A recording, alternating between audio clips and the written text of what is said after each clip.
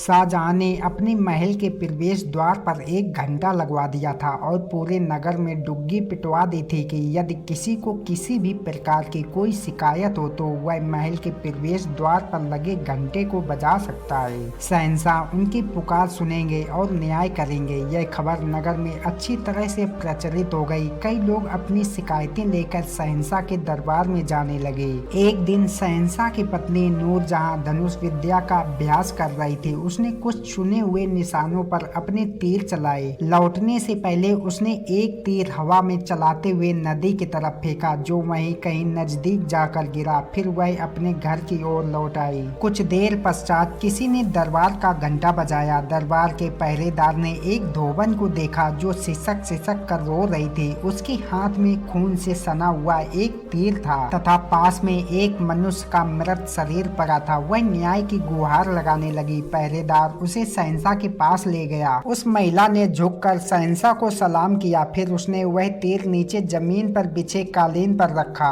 और कहने लगी, हुजूर, किसी ने मेरे पति को इस तीर से मार डाला। अब मेरी और मेरे बच्चों की परवरिश कौन करेगा? शहंशाह ने वह तीर उठाया। उसमें शाही मोहर लगी हुई थी। महल के ही किसी व्यक्ति ने इस दुखद घटना को अंजाम दिया था। शहंशाह ने पहरेदार को आदेश दिया कि वह पता लगाए कि इस घटना वाले दिन कौन धनुष विद्या का अभ्यास कर रहा था। पहरेदार तुरंत गया और थोड़ी ही देर बाद वापस लौट आया। वह जवाब देने में हिचकिचाने लगा। शहंशाह ने उससे जोर देकर पूछा तो पहरेदार ने बड़े ही धीमे स्वर में नूरजहां का नाम लिया। इस पर शहंशाह ने नूरजहां को बुलवाने का आदेश भेजा। शीघ्र ही नूरजहां शहंशाह के समक्ष उपस्थित हुई। शहंशाह ने अपने कमर बंद में से एक छुरा निकाला तथा उस दुखी महिला के सामने रख दिया। तभी शहंशाह ने उस महिला से कहा, तुम महारानी की वजह से विधवा हुई हो। तुम मुझे इस छुरे से मार दो, इससे तुम्हें न्याय अवश्य मिल जाएगा। यह सुनकर वह महिला झिझक गई और ऐसा करने में अपनी असमर्थता जताई। फिर शहंशाह ने उस महिला को राजकीय कोष में से आर्थिक सहायता प्रदान की। उसने शहंशाह का धन्यवाद किया और महल से चली गई। इस घटना के उपरांत नूरजहां ने अपनी नाराजगी जाहिर करते हुए शहंशाह से कहा, आपने तो एक भयंकर खतरा मोल ले लिया था। अगर वह महिला